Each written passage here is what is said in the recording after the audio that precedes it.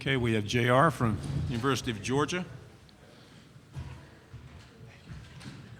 Yeah, most definitely. And we'll open it up for questions. Whoever would like to be first. Over here to your right. Paul Stockman, WTVM Columbus, Georgia. Tate Crowder's a guy that moved to inside linebacker from running back not long after you got there at Georgia. How have you seen him grow in the last couple of years, and what do you expect from him in his senior season? Tate's definitely gained a lot of confidence in that position. He's learned how to play that linebacker spot from making that transition, which is a hard transition, and he's definitely became a leader for this defense and that team in that room. So I expect him to be a leader for that room and play a big part on our defense. One right here on the front row to your right. Looking ahead of your schedule this year, you've got a new opponent, Texas A&M. So what's it like, or what are you, I guess, going to expect out of that game with an opponent in the SEC you guys haven't really played before? It's just another game in the SEC, probably a good, hard-nosed game, just like any other opponent we play in the SEC. Back to the right against the wall.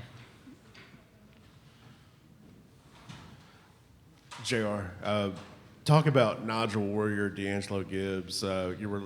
I guess you could say your relationship with them. How often do you talk to them since they're a rival school? And D'Angelo going up to Tennessee now?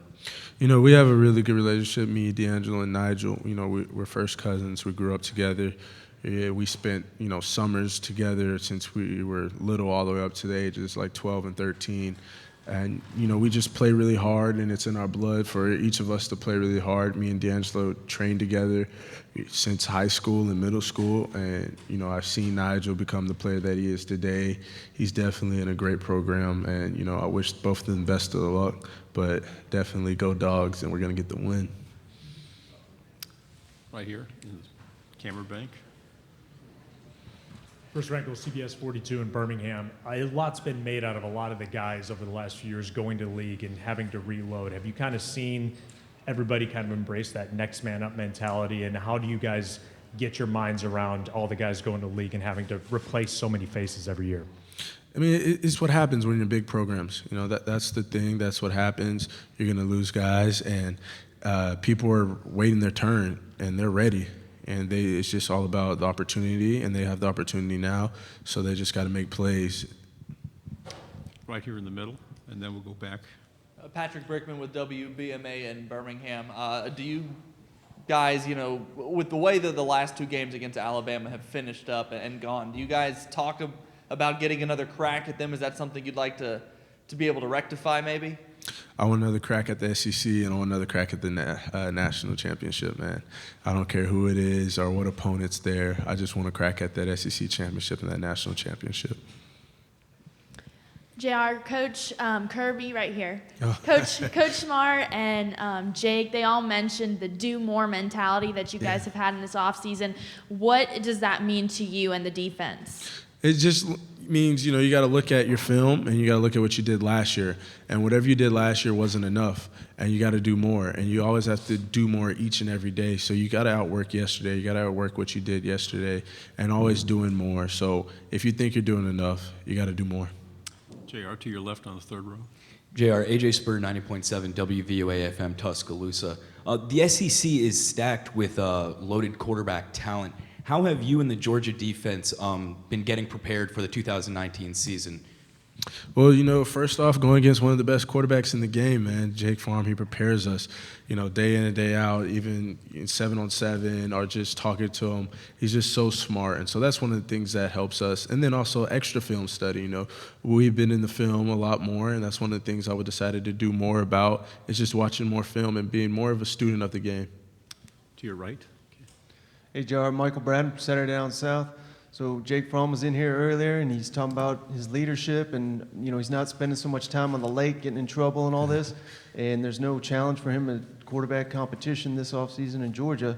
So how have you seen him matured heading into his junior season where it seems like it's his offense? Well, he's definitely became a lot more vocal, and from a maturity standpoint, he's become a lot more vocal. But just from a personal standpoint, you see Jake have a lot more confidence in himself and in his game. He's a junior now, so I think he's more comfortable in his skin. And he's definitely a lot, like I said, he's a lot vocal, and he's able to just step out and call guys out and be that vocal leader and lead by example. Brandon Adams from Dog Nation. You obviously play on a really talented defense, and yet during the spring, it seems like there's may still be a big opportunity for freshmen like Nakobe Dean at linebacker, Nolan Smith at outside linebacker, to still be a big part of your story. How much do you expect from these true freshmen on what is an otherwise somewhat experienced and talented defense? I expect whoever is going to make, the plays and whoever's the best going to step up because, we not only have those freshmen, but we have guys that have been waiting their turns, guys that were freshmen last year, like the Quay Walkers, you got Walter Grant. You got guys like that have been waiting their turns that it seem like we sometimes look over and the media looks over those guys, but those guys have been working really hard, and guys that have been there for a year or 2 years have been working hard, and we're really deep in every position on defense and offense, and I think that brings the best competition out of everybody, and I think the best player is going to definitely step up and play. Right here to your left. New defensive coordinator this year.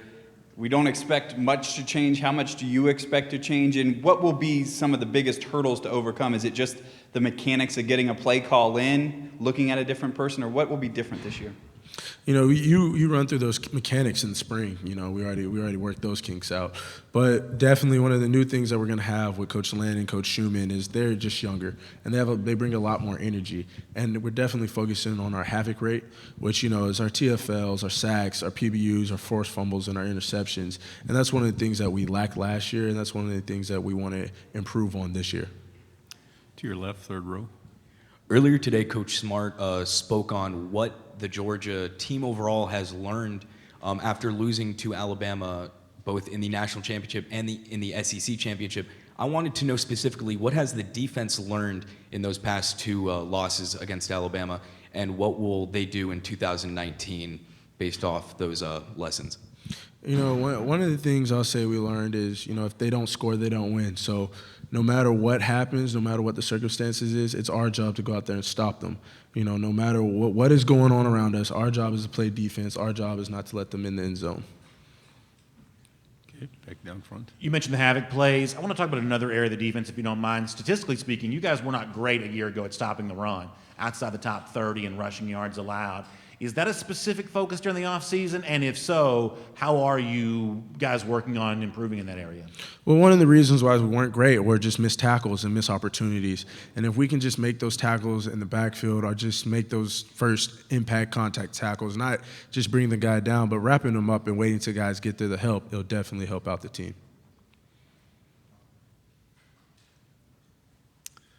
We have him for 5 more minutes. Is there anything else? This is your 10th interview today. They're letting you off easy. Anything else? Okay. Go ahead. Go ahead and just speak loudly. Be fine.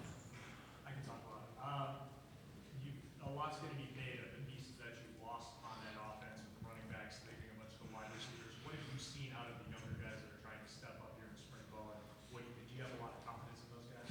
Yeah, I definitely have a lot of confidence in my teammates and the younger guys and the guys that have been there. They're definitely going to step up, and I just know and I believe in these guys. They're competitors, and we're a big school, and this is what we do.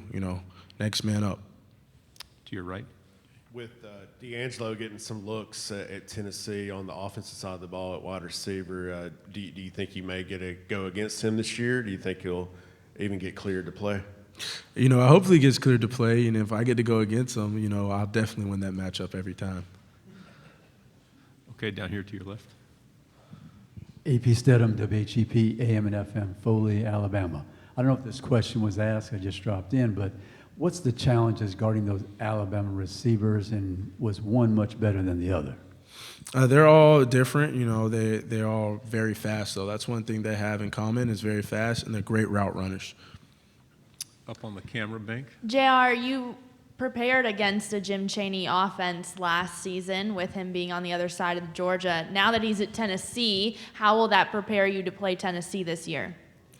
Coach Chaney knows what we like to do. He knows me pretty well because I've been on scout team for him before. And I'm just excited to play against him and his offense. It's going to be pretty difficult just because of his knowledge. And he's always been a great offensive coordinator. Right here in the middle. JR, can you think of something surprising or something about Kirby Smart that we don't know about? Kirby Smart, he does like to have fun sometimes, you know, and he's a big competitor. I mean, everyone knows that. But he cares about the little things, you know. And some coaches don't look at a lot of scout team film, and they say they do, but they don't. And I gave a story earlier about how Coach Smart, you know, was watching scout team film when I was on scout team, and he called me out fraud and everybody, and he said, this matters, you need to pick it up on scout team. And so seeing that just, you know, showed me he watches every little detail, and he watches everything, and he means what he says. Right here in front. What have you noticed about the program with new coordinators? I'm sure you guys answered this question many times today, but with obviously landing on defense and even Coley on offense, after spring practice and what you've experienced thus far this summer, what do you expect from the board with two new coordinators in place? You know, it'll definitely be a different look and a different team, but, you know, I think we'll put up some points just like we always do, and I definitely think we'll get some stops this year just like we always do. We set a couple goals this year, and I think we'll hit them all. Down here in front. I feel like you've been in Athens now forever, even though you transferred in. Do you feel like the old guy on the team? And are there moments where you realize that some of these guys are a lot younger than I am? Yeah, most definitely. I definitely feel like the old guy on the team. I mean, even when I came in, I was the old guy on the team. So I just, you know, take a big brother role as far as the defensive back room. I'm definitely one of the oldest in that room and one of the oldest on the defense. And so, you know, it is what it is. And, you know, I have to always remind myself, these are my teammates. I got to go out there and hang out with them sometimes, even though I might not like it. But, you know, I love being with those guys. They keep me fun and light, and, you know, they like to have fun. You mentioned some goals. Are those numeric goals? Would you mind sharing what they are? You know, we want to be better in the red area. That's that's one spot we weren't good at. We want to be better on third down on offense and defense, and offense and defense want to be better in the red area. You know, defensive wise, we want to hit our havoc rate. You know, and I think we're going to hit those goals this year with these coaches, and, you know, we set these goals and we're going to hit them. Anything else? JR, thank you very much. Thank you, guys.